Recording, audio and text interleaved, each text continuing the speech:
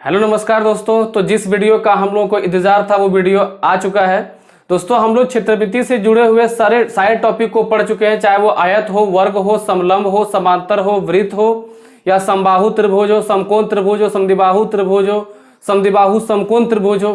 सारे टॉपिक को खत्म करने के बाद अब इनसे जुड़े हुए जितने भी पूछे गए क्वेश्चंस हो सकते हैं हम लोग प्रयास करेंगे सारे क्वेश्चंस को कवर करने का। तो दोस्तों इस पड़ाव में, इस सीरीज में आज का हम लोग का पहला वीडियो है प्रीवियस ईयर क्वेश्चन क्षेत्रवृत्ति से जुड़ा हुआ। तो आप सारे क्वेश्चन को अच्छे से देखें क्योंकि ये सारे क्वेश्चन आपका रेलवे और एसएससी में पूछा गया है। दोस्तों कुछ कुछ बहुत ही टेढ़ा क्वेश्चन मिलेगा, तो देखेंगे कि हम लोग उन सब क्वेश्चंस का भी अप्रोच किस तरह से यूज करेंगे।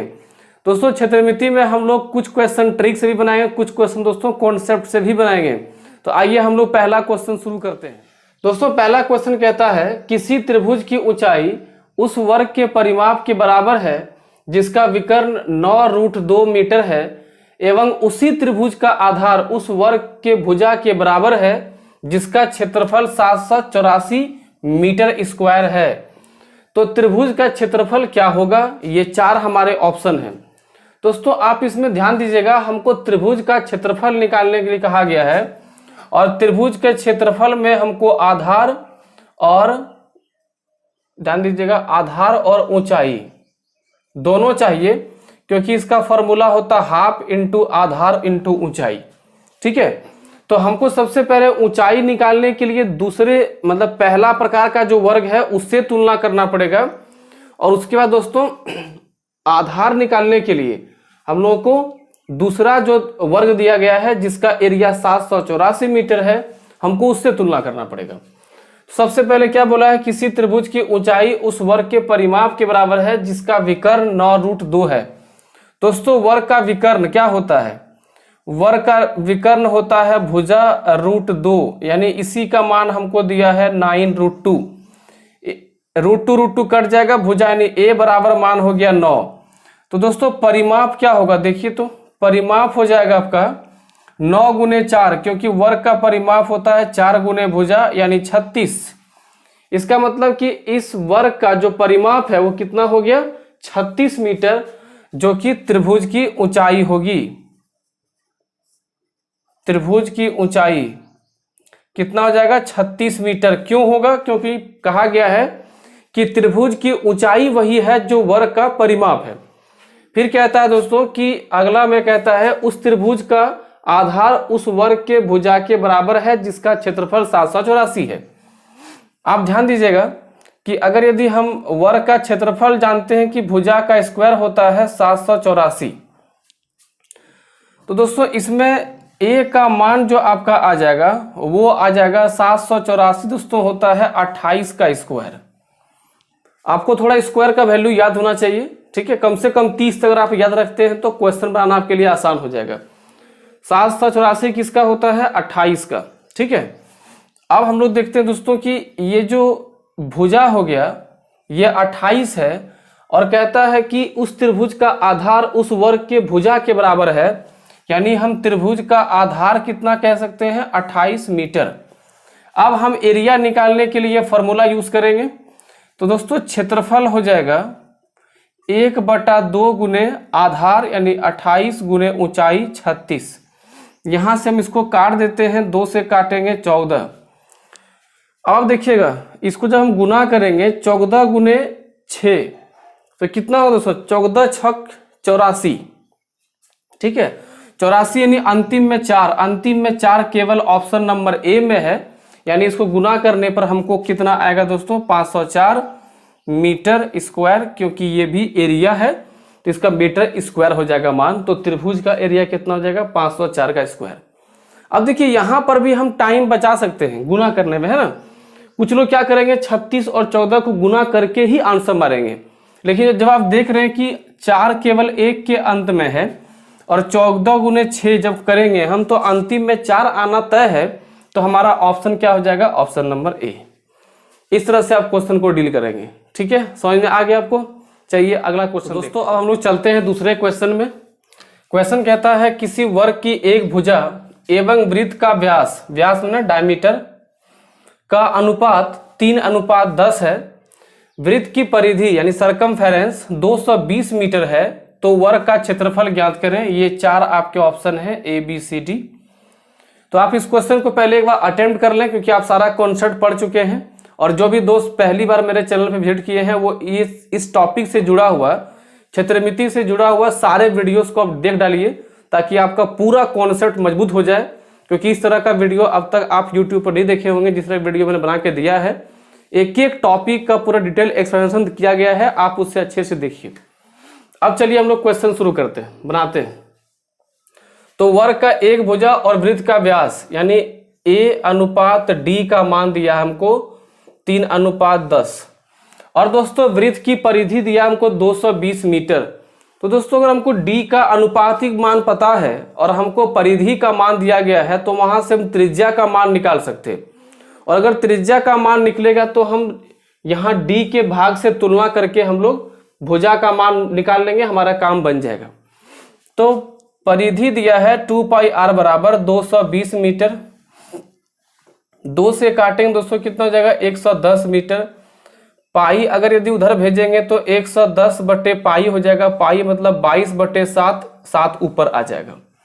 22 से काटेंगे दोस्तों कितना कटेगा, देखिए 22 से काटेंगे 5 बार में, 22 पंचे 110, 7 पंचे 35 यानी R का मान 35। तो आप जानते हैं कि R का डबल करने पर हमको क्या मिलता है, व्यास यानी कि D मिलता है। तो D का मान कितना हो जाएगा 70। इसका मतलब है कि ये D का मान जो 10 भाग है, ये 10 भाग का मान 70 है। तो दोस्तों एक भाग का मान कितना हो जाएगा 7। तो भुजा का मान हम लोग कैसे निकालेंगे, अगर एक भाग का मान 7 तो 3 भाग का मान दोस्तों 3 भाग का मान कितना 21। कुछ लोग सोच रहे होंगे कि भाई हम यहाँ पे जो है व्यास का मान से हम भुजा का मान कैसे चले गए। तो दोनों अनुपातिक है, यहाँ पर एक भाग का जो मान होगा उसका हम यहाँ गुना करके 3 भाग का मान निकाल लेंगे, ठीक है। तो भुजा कितना आ गया 21। अब हमको जब वर्ग का भुजा मिल चुका है तो इसका एरिया निकालने के लिए क्या करना होगा, भुजा का स्क्वायर यानी कि 21 का स्क्वायर, और 21 का स्क्वायर आपको पता होगा 441 होता है। तो आप इसका उत्तर मार सकते हैं, ठीक है। तो इस तरह से क्वेश्चन सॉल्व करिए, आपका सारा क्वेश्चन सॉल्व होगा। दोस्तों ये सारे क्वेश्चन पूछे गए हैं SSC और रेलवे में। इसमें जितने भी मैक्सिमम क्वेश्चन है सब बड़े एग्जाम में है, या तो CGL में है, या तो LDC में है, या तो NTPC एग्जाम का है। आइए अगला क्वेश्चन को देखते हैं। आइए दोस्तों हम लोग अगला क्वेश्चन को देखते हैं। तो ये क्वेश्चन कहता है किसी आयत का परिमाप जिसकी लंबाई चौड़ाई से 4 मीटर अधिक है 84 मीटर है। दोस्तों यहाँ पे लैंग्वेज पकड़िएगा, क्या कहा, किसी आयत का परिमाप जिसकी लंबाई चौड़ाई से 6 मीटर अधिक है, 84 मीटर है, मतलब ये 84 मीटर उस आयत का परिमाप है। ध्यान दीजिएगा। उस त्रिभुज का क्षेत्रफल ज्ञात करें जिसका आधार आयत के विकर्ण के बराबर है, यानी आधार जो है वो आयत के विकर्ण के बराबर है और ऊंचाई आयत के लंबाई के बराबर है। दोस्तों ऐसे सवालों में शॉर्ट ट्रिक नहीं रखता है, ठीक है। ऐसे सवालों में कॉन्सेप्ट चाहिए। तो आप इस क्वेश्चन को ध्यान समझिए कि मैं इसको कैसे क्रैक करूंगा, ताकि आपको अगर इस प्रकार से लंबा चौड़ा क्वेश्चन दिया जाए तो आप उसको कैसे बनाएंगे। सबसे पहले तो आयत की लंबाई जो है और जो चौड़ाई है, अगर हम चौड़ाई को x मान लें तो लंबाई x + 6 हो जाएगा, क्योंकि लंबाई जो है वो चौड़ाई से 6 अधिक है। अब दोस्तों परिमाप हमको दिया गया है, तो परिमाप जो होता है वो होता है 2 × L यानी x + 6 + b। इसका मान हमको 84 दिया गया, पहले यहाँ पे काट दो तो x यहाँ हो जाएगा दोस्तों 2x + 6, 2 से काटोगे कितना हो जाएगा दोस्तों, देखिए 42 हो जाएगा। 6 को वहां करेंगे तो 2x, 6 वहां जैसे जाएगा आपका मान हो जाएगा 36, क्योंकि 6 घट जाएगा, 2 से काटोगे कितना हो जाएगा 18, यानी कि लंबाई हो गया 18 × 6 = 24 और चौड़ाई कितना दोस्तों 18 हो गया। आप ध्यान दीजिए कि अगर एक ऐसा आयत है जिसकी लंबाई 24 है और ये चौड़ाई 18 है और यहाँ पर विकर्ण है, क्योंकि विकर्ण इसमें निकालना पड़ेगा हमको, क्योंकि उस त्रिभुज का आधार क्या है, विकर्ण के बराबर है। तो अगर हमको ट्रिपलेट थोड़ा पता है, अगर हम ट्रिपलेट याद रखे हुए हैं, देखिए ट्रिपलेट क्या था 3 4 5।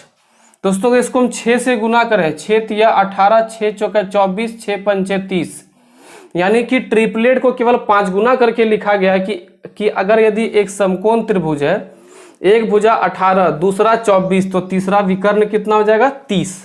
कोई दिक्कत नहीं।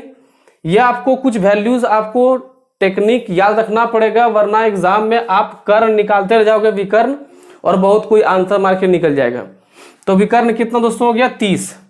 अब देखिए कहता है कि आधार जो है वो विकर्ण के बराबर है, ये आधार हो गया, और ऊंचाई जो है वो 24 यानी लंबाई के बराबर है। तो क्षेत्रफल जो हम निकालेंगे, क्षेत्रफल निकल जाएगा 1/2 गुने आधार गुने ऊंचाई। आधार कितना दोस्तों विकर्ण के बराबर यानी 30, ऊंचाई कितना लंबाई यानी 24।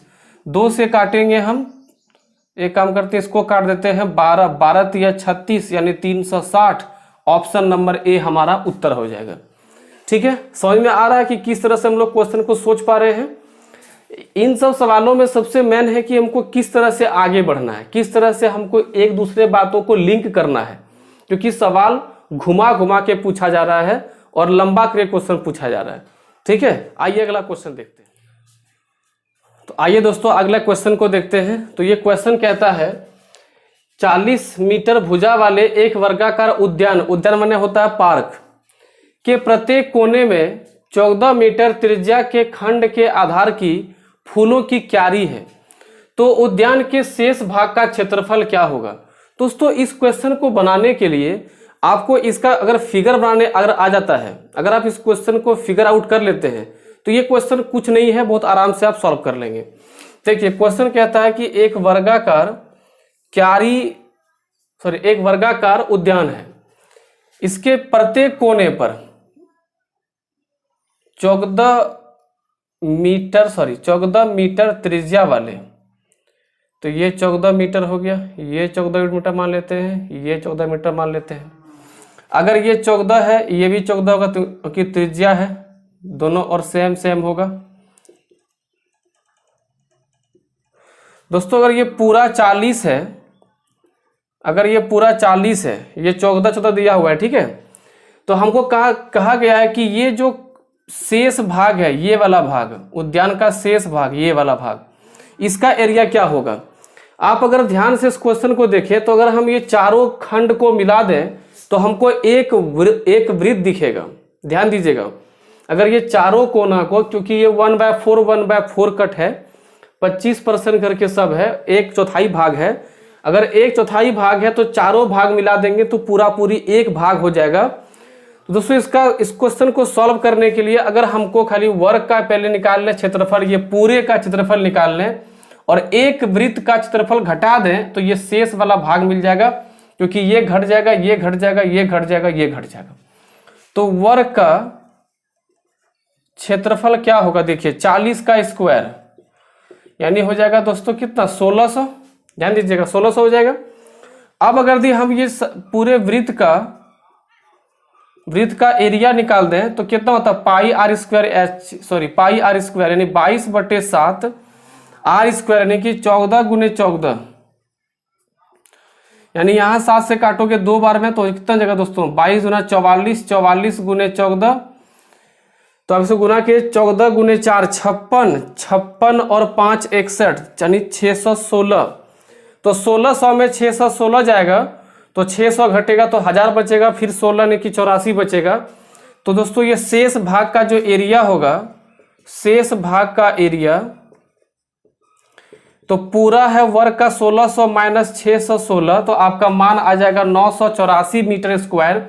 ठीक है, इसको घटा के देख लीजिए, यहाँ पे आ जाएगा 4, यहाँ पे आ जाएगा 9 में गया 8, यहाँ पे हो जाएगा आपका 15 में 6 गया तो यहाँ पे हो जाएगा 9। तो इस तरह से आपका उत्तर कितना आ जाएगा 984 मीटर स्क्वायर। तो आप क्वेश्चन को इस तरह से डील करने का प्रयास करिए ताकि आपको समय कम लगे। ठीक है, चलिए हम लोग अगले क्वेश्चन को देखते हैं। तो आइए दोस्तों हम लोग अगले सवाल को देखते हैं जो आपके प्योर वृत्त से जुड़ा हुआ क्वेश्चन है। तो क्वेश्चन नंबर 5 कहता है कि ए 8 त्रिज्या वाले वृत्त का केंद्र है और बी 8 व्यास वाले वृत्त का केंद्र है। यदि ये दोनों वृत्त बाहर से स्पर्श करते हैं तो ए बी त्रिज्या वाले वृत्त का क्षेत्रफल क्या होगा। पहला हम देखिएगा, ये 8 त्रिज्या दिया है और बी वाला जो बिंदु वाला वृत्त है केंद्र वाला, उसमें 8 व्यास दिया हुआ है। इसका मतलब कि एक त्रिज्या बड़ा होगा, वृत्त बड़ा होगा और एक वृत्त छोटा होगा। क्योंकि इसका त्रिज्या दिया हुआ है 8, ये हो गया 8, ये बिंदु ए है, और इसका व्यास दिया हुआ है 8। अगर व्यास 8 है तो इसकी त्रिज्या कितनी दोस्तों, 4, और ये पॉइंट बी, ध्यान दीजिएगा, ये त्रिज्या इसकी है, ये त्रिज्या इसकी है। अब कहता है कि ए बी त्रिज्या वाले एक वृत्त है। मान लीजिए कि अगर हम ए बी को त्रिज्या मान करके एक वृत्त खींचते हैं, तो इस तरह से हम खींच सकते हैं कि ये ए बी, इसका जो है क्या हो जाएगा, ये बड़ा वाला जो वृत्त है उसका क्या त्रिज्या हो जाएगा। तो इसका एरिया निकालने के लिए पाई आर स्क्वायर करना है, 22/7 गुने दोस्तों कितना होगा, ए बी देखिए 8 4 12, यानी 12 गुने 12 करना है। तो हमारा मान जो दिया है वो पाई में गुना में है, तो 12 गुने 12 144, और ये गुना पाई, यानी ऑप्शन नंबर सी इसका उत्तर हो जाएगा। तो दोस्तों ये सवाल आपका एसएससी एलडीसी क्वेश्चन था। चलिए हम लोग कुछ और क्वेश्चन को देखते हैं। तो आओ चलते दोस्तों हम लोग क्वेश्चन नंबर 6 पर। बहुत ही अच्छा क्वेश्चन दिया गया है। क्वेश्चन कहता है कि दो त्रिभुजों के क्षेत्रफलों का अनुपात 4:3 है और ऊंचाइयों का अनुपात 3:4 है, तो इनके आधारों का अनुपात क्या होगा। दोस्तों जो क्षेत्रफल होता है वो होता है त्रिभुज का 1/2 गुने आधार गुने ऊंचाई।